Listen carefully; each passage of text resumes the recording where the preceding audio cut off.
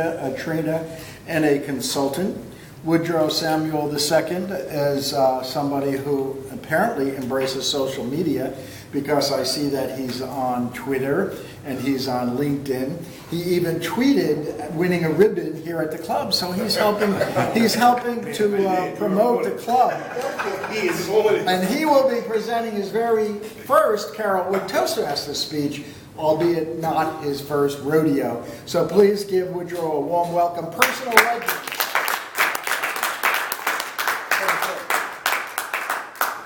Good evening, fellow Toastmasters and distinguished guests. I take this opportunity not lightly. I am very much looking forward to the opportunity to share with you something that's very near and dear to my heart.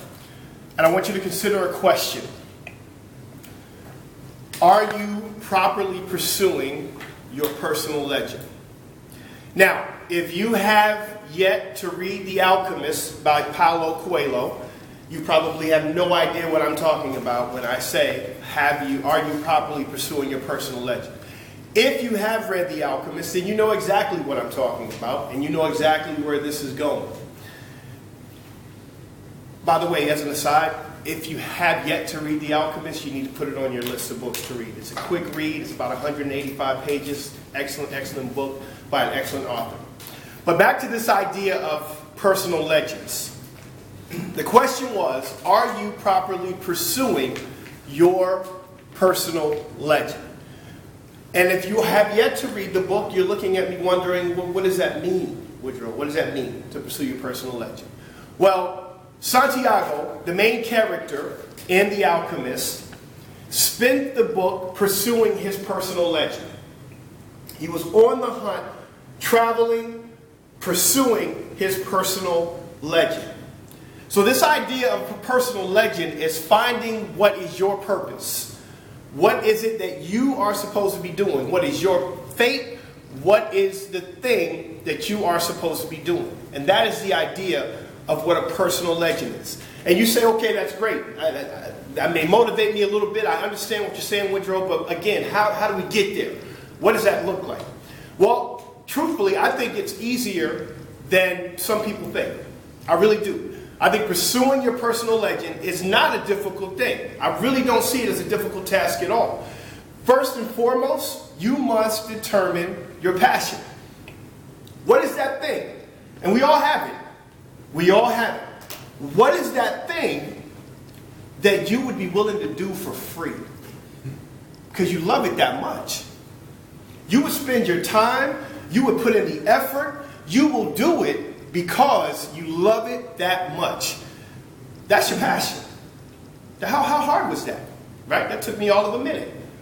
But that's your passion. See, people get up and go to work every day, but they're not passionate about it. I know people personally that I don't know how they gather themselves to go and do the job that they do every day because they hate it. I don't understand that. I don't. I just don't understand, especially for people that are qualified. Like when you're a qualified person with letters behind your name. I'm talking about people that got the alphabet soup behind their name and they're going to jobs every day that they can't stand. How? Why? Because they're living the wrong narrative. That's why. They're living the wrong narrative. They're living somebody else's narrative. This is what daddy did, so I'm doing it. This is what mama did, so I'm doing it. This is what the neighborhood said I was supposed to grow up and do, so this is what I'm doing. They're living the wrong narrative. I think of Muggsy Bogues. Muggsy Bogues had a 14-year career in the National Basketball Association.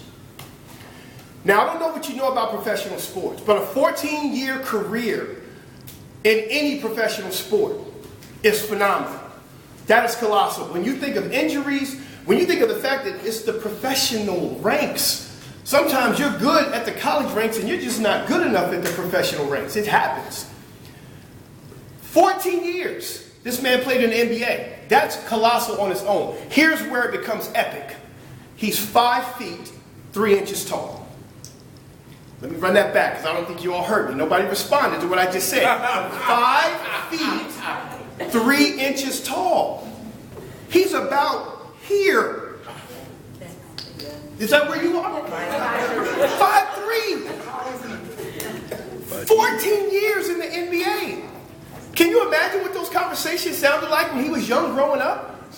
But basketball, dude? Really? Have you seen you?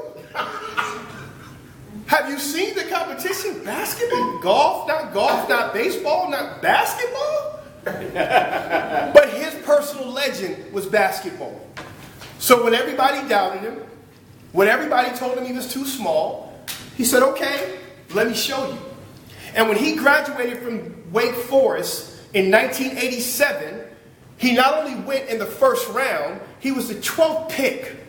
Now, I don't know what you know about sports, but that means that the professional ranks deemed him one of the 12 best on the planet at 5'3". He went, he found his passion. And then once you know your passion, you got to resolve to do it. Again, easier said than done, but that's what it is. You got to resolve to do it. You can't live somebody else's narrative. You can't focus on what everybody else said and what so-and-so said and what they did. And the fact that they dream small, so they expect you to dream small. You have to resolve to do it. And then when you resolve to do it, you got to be willing to do it with all that you're worth. With all that you're worth. Will Smith is one of my favorite actors. Will Smith said he was willing to die on the treadmill. And here's what that means. If we get on the treadmill together, there's only two options. I'm going to win, or I'm going to die trying to beat you. Because that's how hard I'm going to go after my dream. And that is how you go after your personal legend. Thank you, Toastmasters.